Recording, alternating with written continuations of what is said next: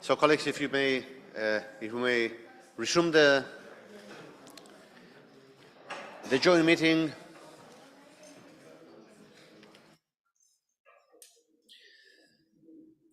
So now I'll take this opportunity to welcome those that are joining the meeting remotely. You know that this is the part of the joint Bureau and Advisory Group meetings of the Committee on World Food Security, that it's open to the wider engagement and wider attendance by those who wish to do so. And I'm more than delighted to welcome all of you that are joining through the website and through the web live stream to this substantive segment of the meeting. As I advanced to the Bureau and Advisory Group meeting this morning, today we count with two distinguished speakers to address two very important items, the very important advances in the global development agenda in broader sense that are at the core of food security and nutrition, or on which food security and nutrition is at the core. And those two are first, the 5th United Nations Conference on the least developed countries, LDC5 on the UN jargon, and the second one afterwards, after the presentation by Angélica, will be the UN Biodiversity Conference, COP15, that recently concluded in China and in Canada. So, moving to the first of the topics, it is my pleasure to welcome Angélica Jácome, if I pronounce it well.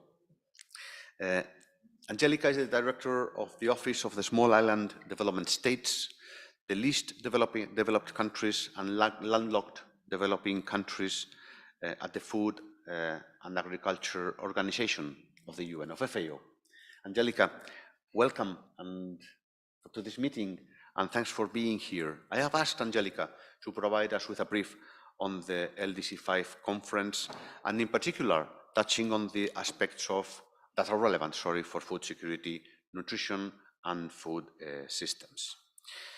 The theme of the conference was from potential to prosperity.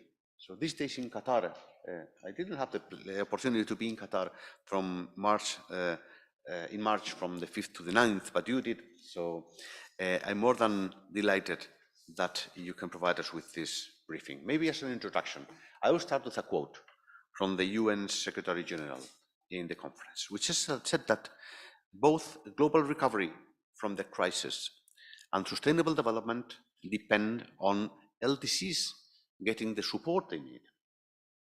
They need bold investments in areas such as health, education, and social protection systems to fully implement the 2030 Agenda and the SDGs. Let's hear from Angélica, your feedback and your take from the conference. Angélica, thank you for being here. The floor is yours. Well, thank you very much for inviting me. For those of you who don't know me, I'm Angélica Jácome, the Director of the Office of SIDS, LDCs, and LLDCs here at FAO. It is a pleasure to speak to you here about the 5th United Nations Conference on Least Developed Countries, or LDC5. For some background, the International Development Strategy for the second UN Development Decade in the 70s incorporated special measures in favor of the least developed countries. The LDC category was officially established under UN General Assembly Resolution 2768, parentheses 26 in Roman numerals, of 18 November 1971. This establishment constituted a recognition of targeted support required to assist the least developed among developing countries and marked the beginning of an evolving partnership between LDCs and their development partners. The first UN conference on LDCs, LDC1, was held in Paris in 1981 against the backdrop of the oil and debt crises of that time. Since then, we have seen 4 UN conferences on LDCs held once in every decade. Like the first conference, the 5th conference on LDCs, LDC5, was held in difficult times, namely under the cloud of the COVID-19 pandemic, the war in Ukraine, and uncertain global economic situation. LDC5 was an opportunity to put global attention on the most vulnerable countries and to renew as well as increase the commitments of the international community to support LDCs with a view to placing them on track to sustainable development with momentum. On an exceptional basis, the UN General Assembly decided that LDC5 would be held in two parts. The first part at the United Nations headquarters in New York on 17 March 2022, that consisted of one plenary session where the Doha Programme of Action, or DPOA, was adopted by consensus and subsequently endorsed on 1st April 2022 in Resolution A/76/258. The second part is the part that we're speaking about today, which is in Doha, Qatar, that was held from 5 to 9 March under the theme, as mentioned by the chair, From Potential to Prosperity. So why is this process important to us? And by us, I don't only mean FAO, I mean also those of you in the room and others. Agriculture is the mainstay of LDC economies, underpinning their food security and development. LDCs are vulnerable to, among others, climate change, economic shocks, conflict, natural resource degradation, loss of biodiversity, and demographic pressure, which have negative impacts on their agri-food systems. Agri-food systems transformation is therefore essential in advancing LDC's path towards sustainable development. In this context, the DPOA, which has 6 focus areas, recognizes the fragility of agri-food systems and widespread poverty, hunger, and malnutrition in LDCs, and proposes several targeted actions to address these and try to bring sustainable development within the reach of LDCs. While food security and nutrition is explicitly addressed under the Focus Area 1, where there's a specific target to end hunger and malnutrition and ensure access by all people in least developed countries, in particular the poor and people in vulnerable situations, including infants, to safe and healthy diets through sustainable year-round food systems. Agri-food system transformation cuts across all focus areas of the DPOA. In its commitment to strengthen agri-food systems in LDCs, the DPOA endeavors to support LDCs to adopt holistic, all-hazard, and One Health approaches to deliver safe, sufficient, and nutritious food to LDC populations, while at the same time safeguarding their natural resources and ecosystems, and to ensure that they are more resilient and sustainable in the face of climate change and biodiversity loss. Among other targets and actions, the DPOA calls on members to increase financial and technical support to LDCs to promote family farming and the development of small, medium, and large agribusiness industries with sustainable value addition along the agricultural value chain. The DPOA also commits the implementation of science and evidence-based and data-driven agricultural practices that increase resilience and sustainable productivity, help to maintain ecosystems, strengthen the capacity for adaptation to climate change, extreme weather, drought, flooding, and other disasters, improve food security, and reduce malnutrition in all its forms. Last but not least, of particular relevance to this committee, the DPOA recognized the CFS voluntary guidelines on food systems and nutrition. So allow me also to provide some information on the process and the conference itself. The preparations for the conference involved national, regional, and global reviews of all Istanbul Programme of Action priorities by all major stakeholders. The Istanbul Programme of Action is the program of action that preceded the DPOA, which was adopted in March of 2022. These reviews supported the work of 2 preparatory committees in the United Nations headquarters, which were led by 2 co-chairs, namely Ambassador and Permanent Representative Fatima of Bangladesh and Ambassador and Permanent Representative Ray of Canada, who were elected in the organizational session on 8 February 2021. The preparatory committees were tasked with developing and agreeing the elements adopted in the DPOA. FAO actively participated in 2 of the 3 regional reviews and attended all of them. One example of this engagement is the FAO Director General's participation in the Ministerial Dialogue Lessons Learned and Building Back Better at the LDC Africa Regional Review meeting in February 2021. Moreover, during the first preparatory committee in May 2021, with UNIDO, FAO organized a virtual side event with opening remarks from both Director Generals. FAO also provided a keynote address at the session Eradicating Poverty and Reducing Inequality in LDCs at the first ever LDC Future Forum in October 2021 in Helsinki, Finland. And FAO was also actively engaged in the LDC5 private sector advisory group. In terms of the main conference, LDC5 included a general debate, 8 high-level thematic roundtables, the 50th anniversary commemoration of the least developed country category, and side events related to the 6 focus areas of the DPOA. There were also civil society, youth, parliamentarian, private sector, and South-South cooperation tracks on the margins of the conference.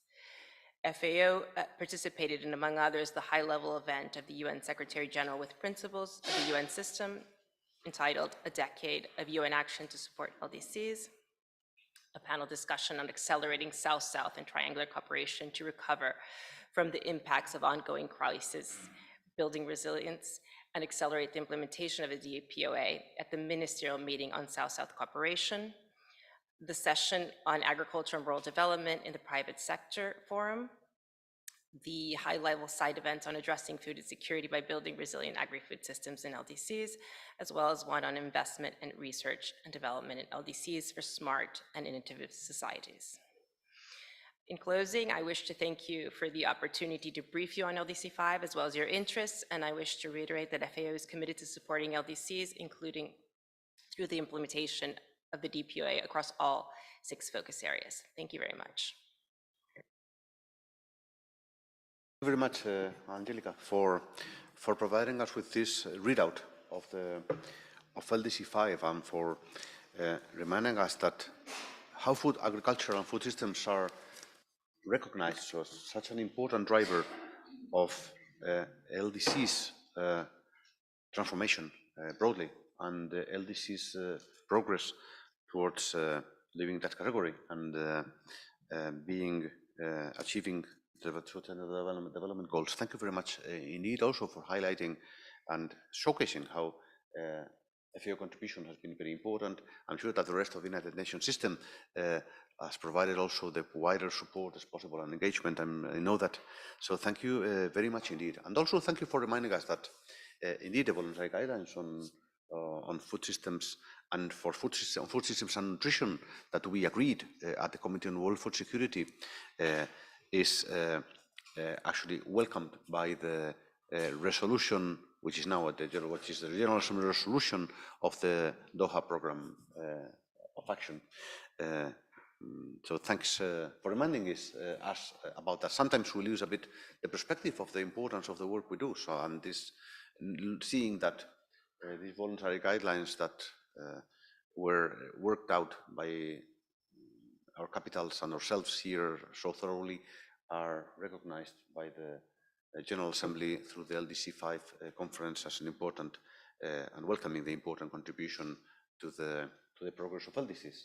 So this is very, very encouraging, and I think that it is a very positive feedback to our efforts, sometimes to our tireless efforts here. Thank you, Angélica. I would like to open the floor to your comments or questions. The week in Doha has been extremely rich, so I'm sure that there may be some questions or some reactions from you if you wish. And I see that CGIAR, Rodney, wishes to take the floor. Go ahead, please. Thank you very much, Chair, and thank you for this description of LDC5 and indeed FAO's direct interaction with it. We hear in CFS a great deal about FAO's interaction, of course, with the UNFSS and your hub coordination.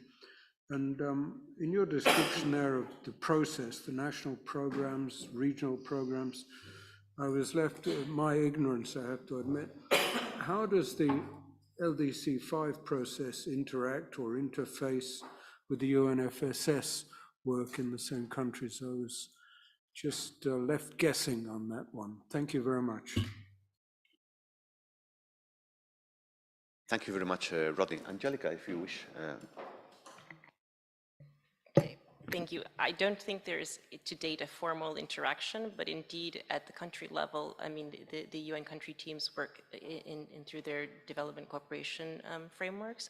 And of course, this interaction is given at that level. Same at the global level. I mean, there is interaction between the different agencies. There is, for example, an inter-agency consultative group for LDCs that is convened by the United Nations Office of the High Representative of LDCs, LLDCs, and SIDS, and they run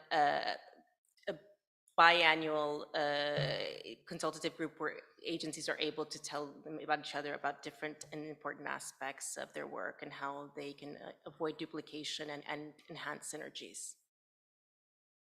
I hope that answers your question, probably not as specific as you would have wished, but.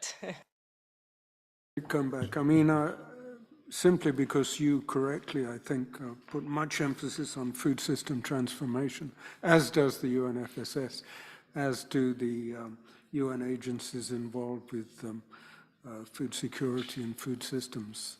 That was the back, but thank you very much for your reply. Thank you, Rodney. I see the EFF, Mateus. Go ahead. Thank you, Chair. I almost dropped my bottle. Sorry. Also, out of curiosity, I was wondering how the aspect of, first of all, thank you very much for sharing that with us. It's really useful to hear from a process that we don't have so much information. How the aspect of financing was addressed in the conference. You mentioned, obviously, increased financial support as one of the topics. How that actually entered the agenda and what were the main debates about it, that would be helpful also. So across the Doha Programme of Action, obviously this is a big issue and it was mentioned. I think specifically there was a roundtable that the DSG gave a keynote speech, and this topic was recurrent in the roundtable about the importance of finance and a lot of issues dealing with the issue of informality in labor systems, etc. So there was a lot of attention given to it. There is attention in the DPOA itself. I don't know if you've been able to review that. If not, I can make sure that it's provided to you by the Secretariat. But also in the discussions, it was a very relevant point that was brought in the roundtables and in the general debate. Thank you. Angélica, and I will give the floor to Canada, but before that, I would like to ask you to introduce yourselves before taking the floor, provided that this is being webcasted. The former speaker is Mateus Alves, right, from the Global Alliance for the Future of Food, sorry. And before it was Rodney Cook from the CGIAR. Canada, please, the floor is yours. Thank you. Martin de Groot from Canada. Thanks so much, and thanks so much for drawing attention to this forum, because I think it's something that we don't often, I mean, if it only happens once a decade, our attention is drawn to this perhaps less frequently than it should be. It seems that FAO is somewhat unique in having an office of the nature that you head. And I'm curious how that plays out in your interaction as FAO and presumably other RBAs as well, seek to now respond to the requirements of LDCs, working across issues of livestock, forestry, fisheries. How do you interact with those to have them deliver differentially to the constituencies that you're covering? That's maybe a really big question, but any quick thoughts would be welcome.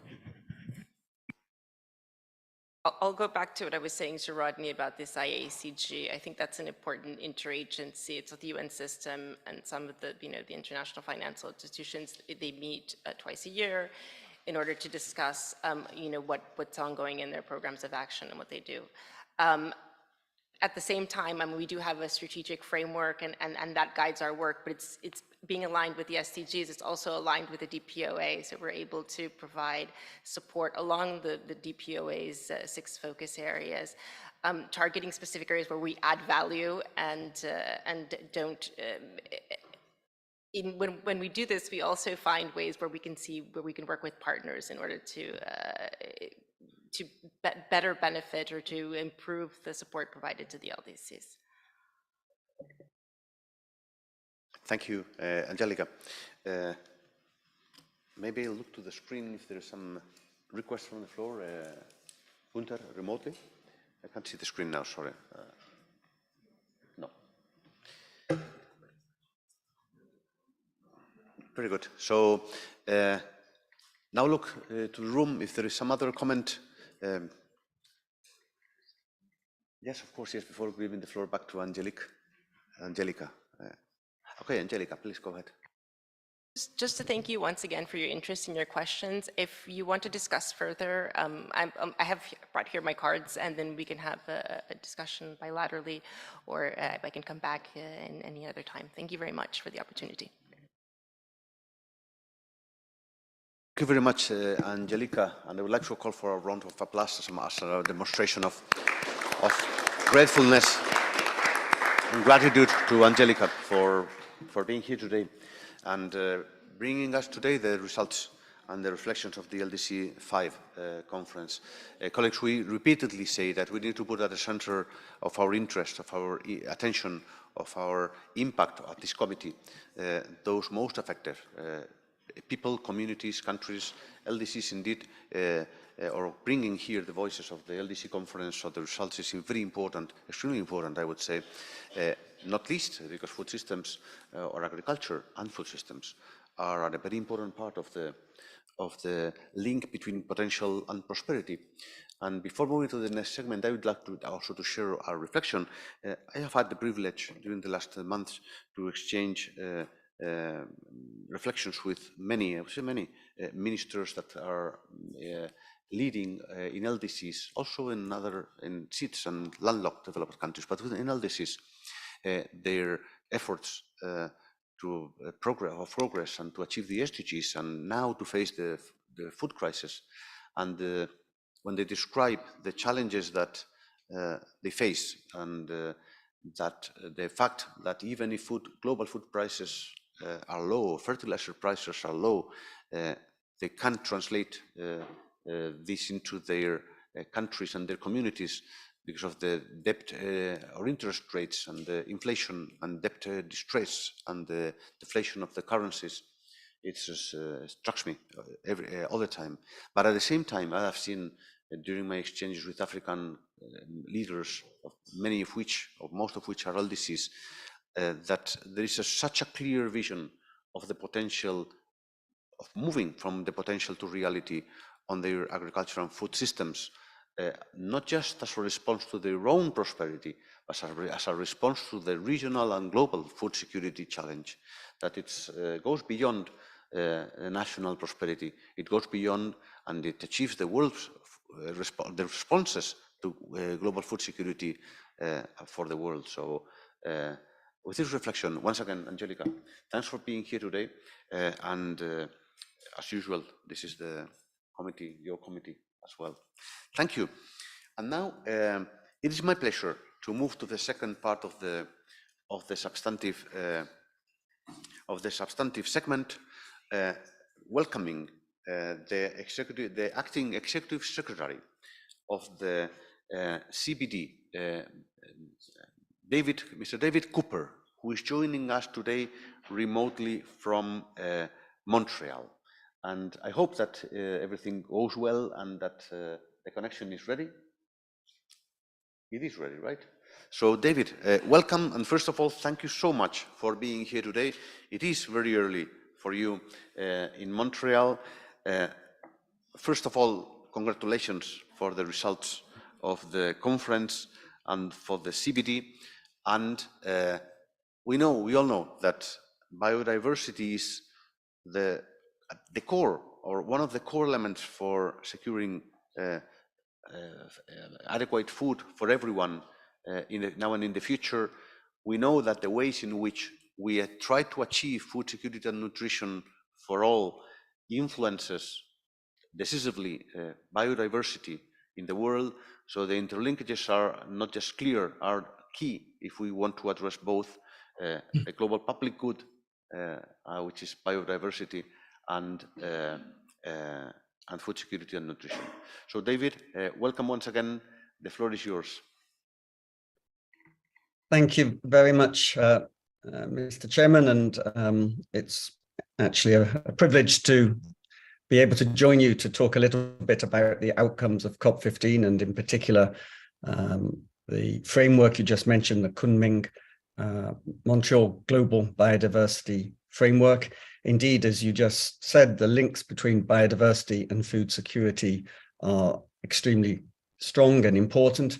And I'd also just like to take this opportunity to congratulate the Committee on World Food Security for its work over the years on looking at ways to work with all stakeholders, in particular with farmers, small farmers, to look for synergies between the management of biodiversity and food security. The Kunming-Montreal Global Biodiversity Framework was adopted at COP15 in December last year in the second part of the 15th meeting of the Conference of the Parties, which of course was presided by China and hosted by Canada. The framework is an incredibly ambitious framework.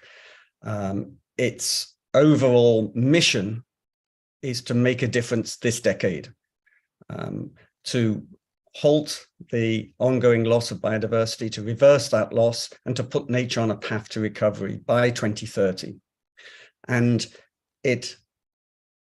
that's towards working towards the 2050 vision of living in harmony with nature. It has also 4 goals which try and make that vision more tangible. And those 4 goals are focused respectively on biodiversity itself, at the ecosystems level, the species level, and I think particular relevance here also the level of genetic diversity.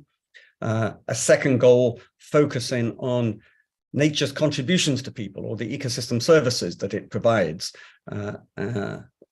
clean water, clean air, but pollination services, pest control services when we're thinking of agriculture. The third goal is on the fair and equitable sharing of benefits derived from the use of genetic resources, and now in addition from the use of digital sequence information or genetic sequence information, digitized information on genetic resources. And finally, the fourth goal is on the means of implementation, capacity building, and closing that finance gap, which is estimated to be some $700 billion a year. To get to those goals, there are 23 targets in the framework. I'm not going to go into all of them, but I'll focus on a few that are perhaps of particular relevance. This framework is intended to be a framework for everyone. It was developed under the CBD, but it was developed over a 4-year process that engaged many stakeholders, FAO, IFAD, the Rome-based agencies were very much engaged in the preparation of the Global Biodiversity Framework. And of course, it is of particular relevance for food security. It is of particular relevance to food and agriculture, to fisheries, to nutrition. And why is that? Well, you mentioned this at the beginning. Our food obviously depends on production systems based on crops and livestock. We know that the genetic diversity of those crops and livestock are critical in adapting to change, and also in ensuring that our foods are nutritious. Biodiversity on farm is incredibly important, and this committee has recognized this in its innovative approaches, agroecological and other innovative approaches. So looking at pollination services, without which, of course, many of our fruit and vegetable crops could not be produced. Many of the most nutritious crops could just simply not be produced. Pest control, so looking at the natural enemies of pests and diseases of crops, but also in the soil, in the rhizosphere. And finally, the broader ecosystem services that are provided by biodiversity to control soil erosion, control flooding, ensure that we have clean water. And in fact, I'm not in Montreal, I'm in New York at the UN Water Conference. And here we're talking about how important are water-related ecosystems for ensuring the functioning of the water cycle. We know, for example, that agriculture and therefore food security in many parts of South America, many parts of East Africa, among other places, are completely dependent on rainfall generated in ecosystems far off, the Amazon basin, the Congo basin in these examples. So agriculture, food production is absolutely dependent on biodiversity. The link is perhaps even more direct when we're thinking of fisheries and other wild foods. But of course, we know that agriculture and food production also has major impacts on biodiversity through land use change, water use, the use of agrochemicals, and so on. And we also know that farmers and fishers have been engaged over centuries, over millennia, in developing genetic diversity, their traditional crops and livestock breeds, and in developing sustainable management systems. So I just want to mention, I know that we're short of time, but I just want to mention a few specific targets. We can put links to the text and to the documents, perhaps in the chat, and also follow up later if you would like more information. But I'd like to focus on one target right now, which is target 10, which is to ensure that areas under agriculture, aquaculture, fisheries, and forestry are managed sustainably, in particular through the sustainable use of biodiversity, including through a substantial increase in the application of biodiversity-friendly practices, such as sustainable intensification, agroecological, and other innovative approaches. All things that I know have been very much the subject of the CFS and its high-level panel of experts in the past. And the target text goes on to emphasize this is contributing not only to biodiversity, but to the resilience and long-term efficiency and productivity of these production systems. And I think this is an obvious area of interface between our work. There are other targets that focus specifically on the sustainable use of wild species, and of course, particularly important among those are fisheries. There are other targets focused on looking at can we reduce pollution, and including by halving the wastage or the loss to the environment of nutrients, nitrogen, phosphorus, and so on. And there's a target to halve that by 2030, half the waste of those nutrients. Similarly, to halve the risk from pesticides, not the amount specifically, but the pesticide risk. And there is then one other target that's focused more on the consumption side, on sustainable consumption, which looks at halving food waste, so but also reducing the global footprint of consumption in an equitable manner, significantly reducing overconsumption. But of course, also recognizing that there are many people who do not have enough to eat or do not have access to food for reasons of income. This target, its overall aim is so that all people can live well in harmony with nature.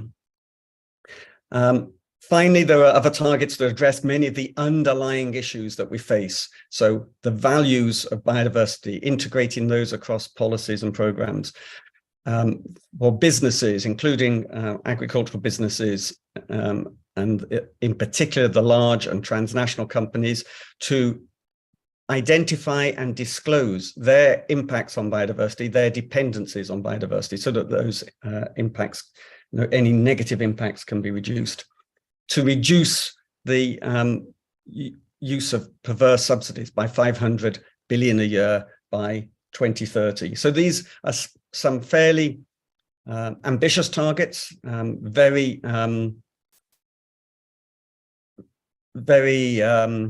difficult targets to negotiate, I should say, some of those, because they do get to the heart of many issues that we're grappling with in the CBD, in FAO, in the other Rome-based agencies, in the CFS.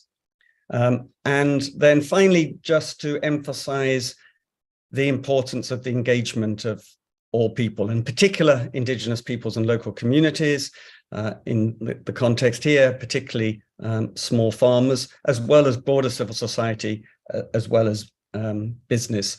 The framework is underpinned by a human rights-based approach, and one that also recognizes a full range of world views. My last point now is, of course, this is a very ambitious framework, but it's only a framework.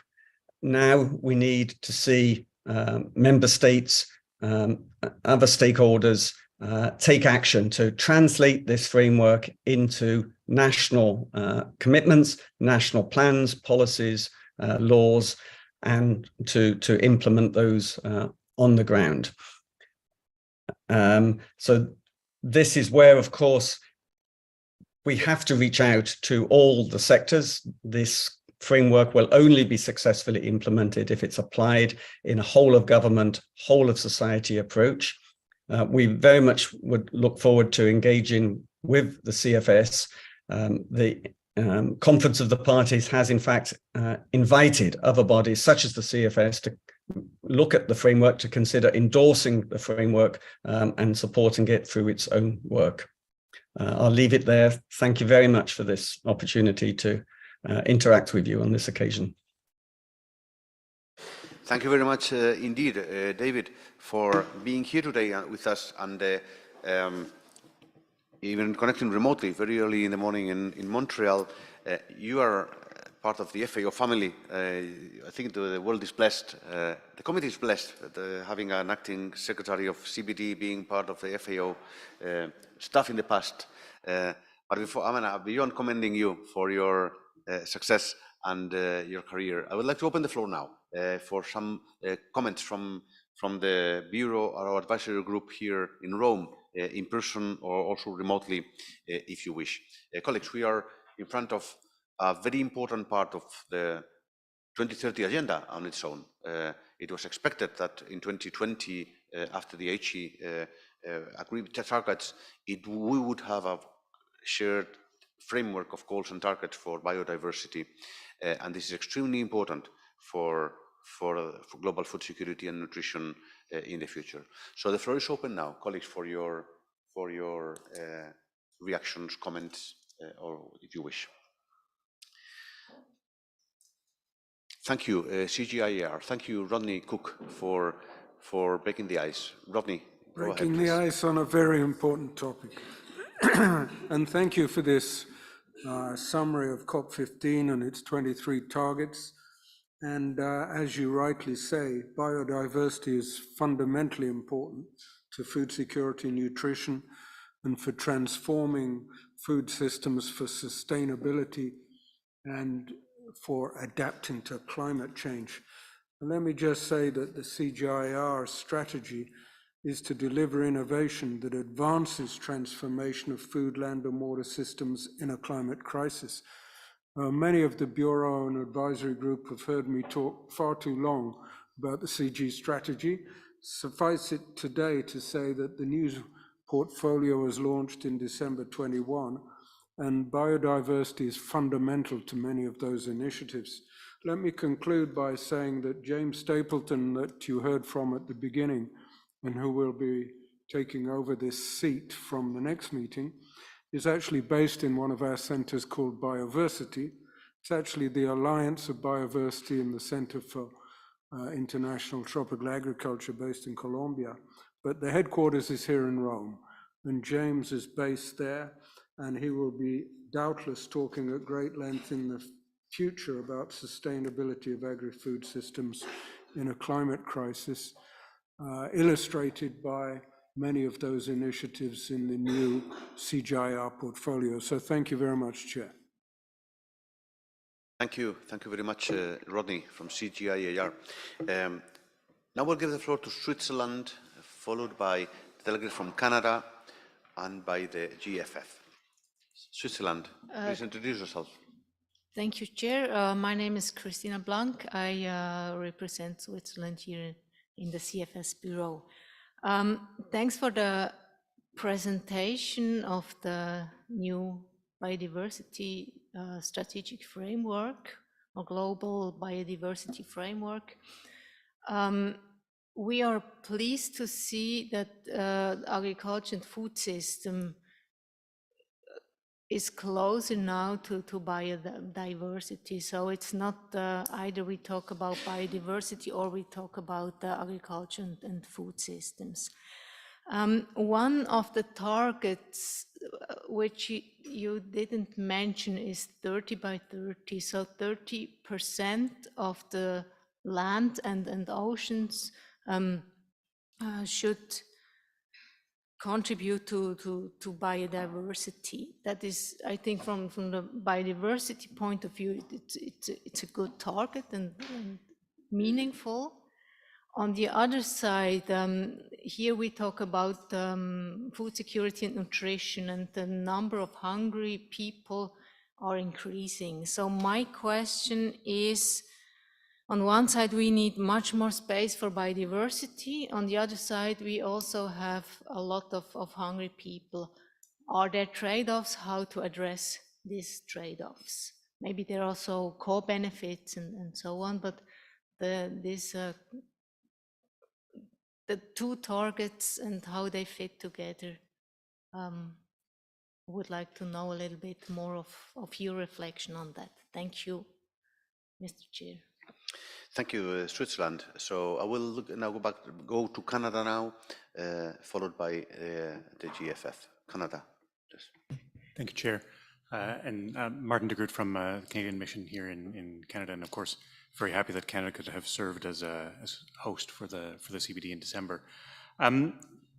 You mentioned in your presentation the level of ambition and the mission of getting nature back on track to recovery by 2030, and that the fundamental step really is getting to implementation of the framework.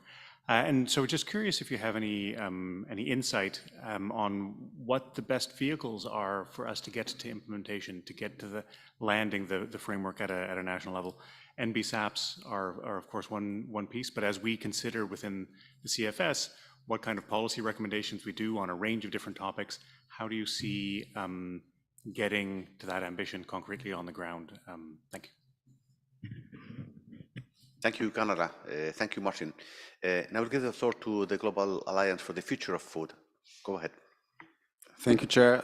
Just to introduce myself to our colleague from Canada, Matteo Zanella, from the Global Alliance for the Future of Food, and also the Philanthropic Foundations mechanism. Very interesting to see this being discussed here. We, as an alliance, Philanthropic Foundations, always try to see the convergences between the different processes, things that are discussed in Rome, things that are discussed elsewhere. And just would like to highlight to our colleague a couple of things that we did here in Rome that are connected exactly to the Target 10 and the other issues of the conventional biological diversity you just mentioned.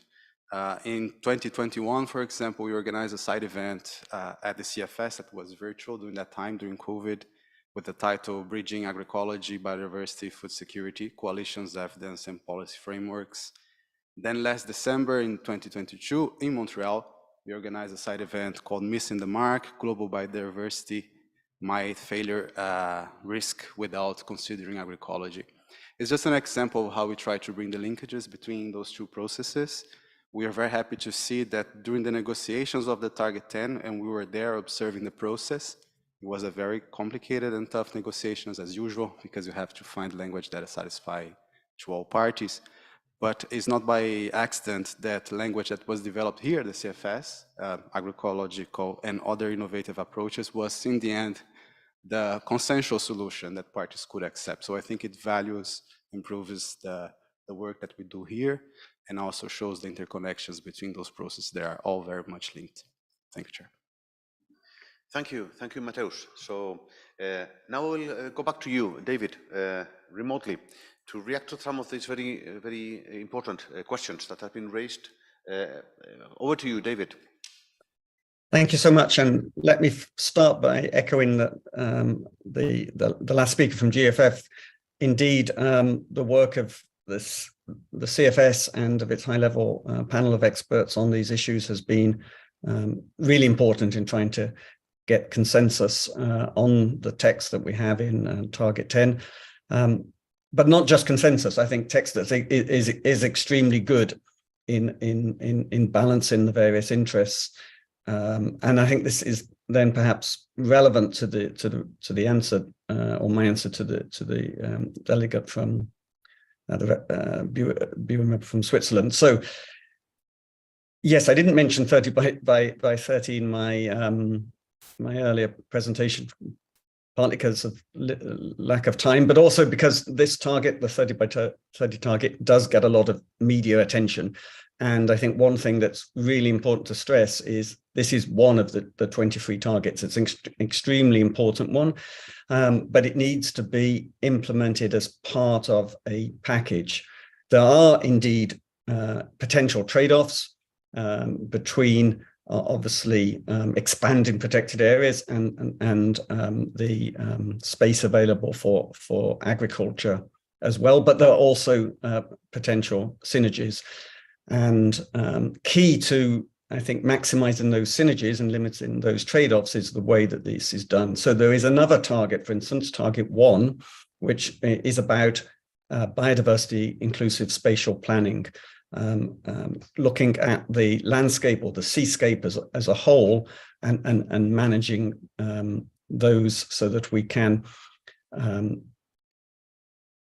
protect biodiversity in the most important areas, the areas that are important for biodiversity, but also those areas that are important for providing ecosystem services, many of which agriculture depends upon, right? So I mentioned earlier precipitation patterns at the continental scale that are completely dependent on forest ecosystems elsewhere in those continents.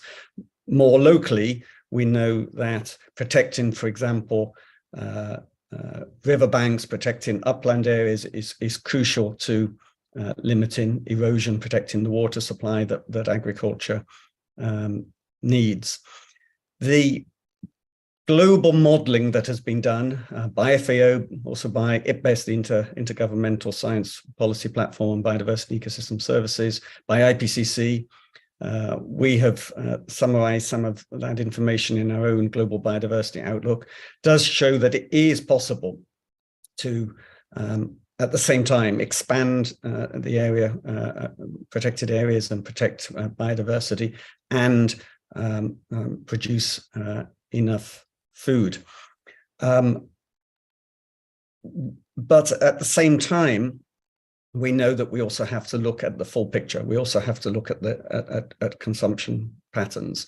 And as populations increase, and as some of those populations become more wealthy, looking at the total level of consumption is also important, as is, of course, reducing food waste and also waste on farms. But let me also come back now to the point raised by GFF and the agroecological approach. More biodiversity on farm can also contribute to increasing production. And you'll see that also mentioned in that target is sustainable intensification. We do need to produce more per unit land area, and that can be done through a variety of approaches, and many of those approaches depend on functioning biodiversity in the agro ecosystem. We can also, of course, look at the balance between the production of foods that are the most nutritious foods that are used directly for human consumption, and other commodities that may be used for other purposes, or used for animal feed, where larger areas of land are involved in perhaps producing, in the end, less per capita in terms of consumption. So looking at that whole balance will also be important going forward. One thing that is clear is that we will only square this circle of maintaining a livable planet, retaining biodiversity, retaining ecosystem services, contributing to also climate mitigation and adaptation, contributing to the protection of the water cycle, and producing enough nutritious food. If we'll only be able to square that circle and have all those things with far more equity between people in countries and between countries, north and south. So then coming to the question from Canada, the difficult issue now of implementation, the critical issue, and noting that we have only 7 years to achieve these targets. And of course, the science shows, the IPBES report show, but we have the same information really coming from the IPCC. We had the last warning issued last Monday. We do need to see action this decade, if we're going to maintain a livable planet. The first step is for all the countries now to translate this global framework into domestic national targets and to put in place the policies and laws that they need to implement them.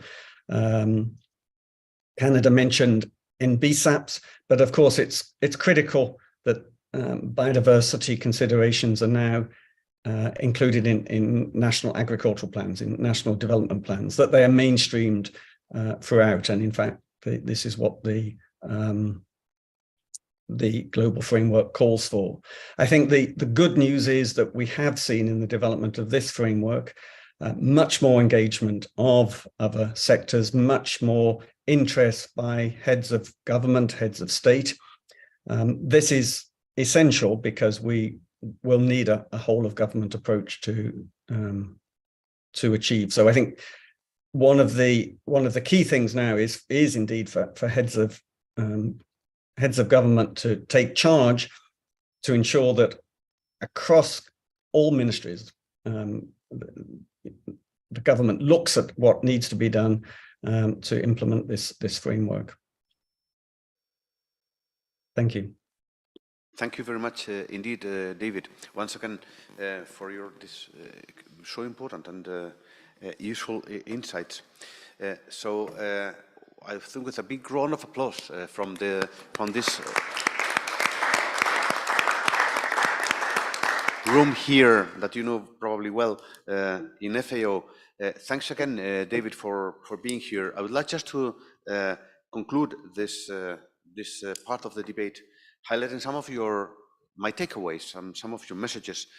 You underscored how understanding the trade-offs and building the solutions on the synergies between the different areas or different challenges and opportunities is probably one of the core parts of the response to the challenges we are facing globally, nationally and locally in different spaces. So this is what we are both working at this committee, at the Committee on World Food Security, at the UNCBD, at the UNFCCC, the CCD, and the rest of the policy areas or policy arenas in which global policies are steered in support and stimulating country-level action.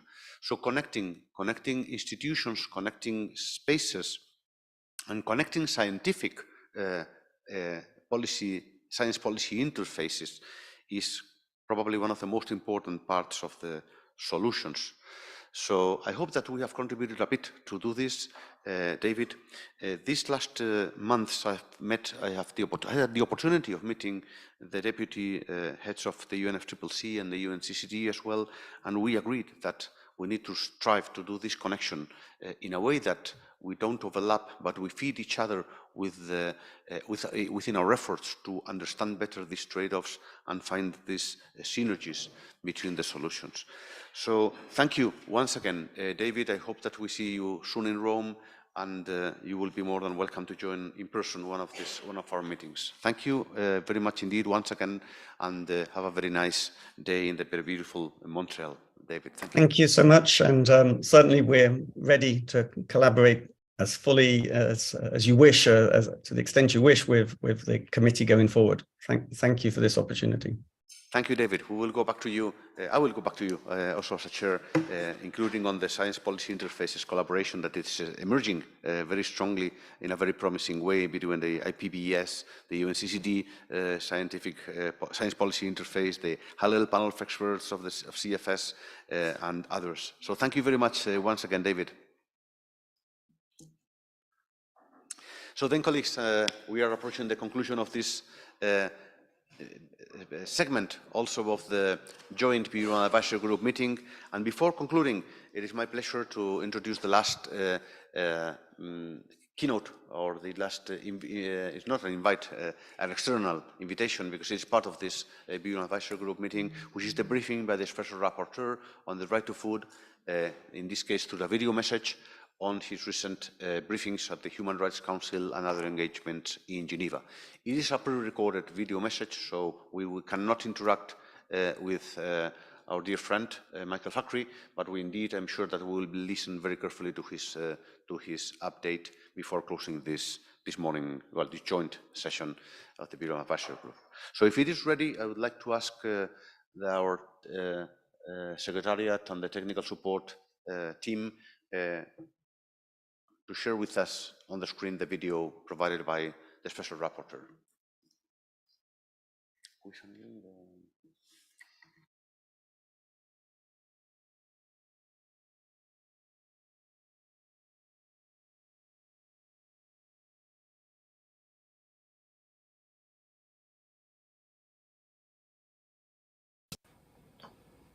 Hello, my name is Michael Fakhri and I'm the UN Special Rapporteur on the right to food. Due to the 9-hour time difference, I'm unable to attend the meeting live, but I do want to thank the CFS Chair and Secretariat for allowing me to record this video instead. You should also know that Paolo De Meo from my team is attending this meeting, and you can direct any comments and questions to her. I want to speak to the fact that at the CFS 50, the committee called on leveraging the convening power of the CFS to strengthen a coordinated global policy response to the multiple dimensions of the global food crisis. I'm also, of course, speaking today in light of the Chair's proposals on how to put that call into action. I think the Chair's proposals are an excellent start to the discussion. What I'll do then is brief you on what I've learned since CFS 50. My first point is that the world is paying attention to the CFS more so than ever, especially the UN General Assembly. Right after CFS 50, I went to the General Assembly to present my report on COVID-19 and the food crisis. The report was well received, and the General Assembly heard me when I explained why a coordinated global policy response to the multiple dimensions of the global food crisis is absolutely necessary. As a result, the General Assembly passed a resolution asking me to continue my work and provide a report on what recovery from the pandemic should look like. And this is part of their work on the Summit for the Future. I should say that one reason that the General Assembly was responsive to my report and well informed was because of the high-level special event that was co-convened between the CFS and the 76th President of the General Assembly. This means that there continues to be a productive path between Rome and New York. My second point is about the right to food specifically. At the beginning of the pandemic, you all know that many of us had to fight very hard to get the right to food onto international political and policy agendas. Finally, the right to food has been recognized as central to the response to the food crisis in multiple forums, multiple platforms all over the world. Remember, a strong right to food further empowers the CFS and allows you to be bold and brave. The resounding evidence of this was this January at the Global Forum for Food and Agriculture in Berlin. A little under 70 ministers of agriculture agreed to the final communiqué, which puts the right to food as a core aspect of international policy. I'll give you another example, this time from the WTO. A few weeks ago, I heard the ambassador from Turkey speak for the first time in his new role as chair of the agricultural negotiations. What he said was that food is not a commodity, but a human right. This is a remarkable development. Since when do people talk about the right to food at the WTO? Well, since the food crisis and the war in Ukraine. I no longer have to explain why the right to food is important. We're at this stage where we have to determine how to put the right to food into action. My third point is that even with the rise of conflicts around the world, I think the CFS can overcome these tensions and get to work. I was just in Geneva presenting my report on violence, conflict, and food systems. The attendance of the session around my report was very high. The vast majority of countries took my point that violence is a systemic problem across all food systems. Countries that do not always get along were finding a lot of common ground in informal and formal discussions. I can tell you that the draft resolution includes new language calling for international coordination and cooperation, and there's also a proposal for the resolution to include language that calls for the elimination of all forms of violence from all food systems. The idea being that not just one conflict or one form of violence is the problem, but all forms of violence across all food systems. If this resolution passes with this new language, I think this will enable all of us in Rome to get to work and not get caught up in geopolitical arguments. What we learn, for example, from the Black Sea grain agreement is that even enemies have to work together to avert global hunger and famine. My final point is about the Global Crisis Response Group on Food, Energy, and Finance. In Geneva a couple of weeks ago, I hosted a roundtable with member states, and I invited David Nabarro, the co-lead on food, with the Global Crisis Response Group on Food, Energy, and Finance. We had a very good session, and it was clear to me that Nabarro understood the importance of the right to food, and I established a very good working relationship with the Crisis Response Group. The Secretary General of UNCTAD, Rebecca Greenspan, is the lead coordinator of the task team of the Global Crisis Response Group. Ms. Greenspan is a strong champion of the right to food and right to development. She's well respected by the vast majority of member states. All types of governments respect her. I think it is important for the CFS to continue working closely with Ms. Greenspan and the Global Crisis Response Group. I think if the CFS enacts its vision statement and grounds its coordinated policy responses to the food crisis in the right to food, it will be easily amplified by the Crisis Response Group. In sum, what I'm saying is be bold, be brave. You all know that when I think things are going in the wrong direction, I'm the first to speak up. Today, I'm telling you that things look politically better than they have in a long time. Now, of course, the food crisis is going to get worse. We will have a new pandemic sooner than we want. The financial crisis is going to get worse. The newest IPCC report on climate change is calling for action right now. So, this is the year for your chance to do something. This is the year for your chance to show leadership and get everyone on the right track. Thank you very much. I thank you very much for your introduction, but I would like to ask for a round of applause as well to the Special Rapporteur for his brief and inspiring statement to the Joint Bureau and Advisory Group meeting extended to this substantive session. I truly appreciate your very positive encouragement to this committee and your feedback on the impact of our work, that it's very sometimes difficult to carry over, and it's done with a lot of effort also beyond Rome. Our space of impact is not Rome, colleagues. Our space of impact is not the UN entities. The impact we owe is to people, and seeing that what we do has impact also in other places makes me or encourages me to continue working with you strongly on making this happen. So thank you to Michael, thank you to the Special Rapporteur, please to his team. Thanks also, and please give this message to the Special Rapporteur of gratitude from the Joint Bureau and Advisory Group meeting extended substantive participants. So thank you very much, colleagues.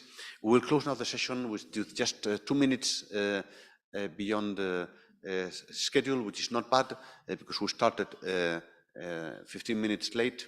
Thank you once again for your engagement. To the advisory group participants, thanks for your inputs. Thank you for the member states and members of the Bureau for this far more interactive dialogue in this space. And we will see each other shortly after lunch, 2 p.m. Sharp, only with the Bureau members.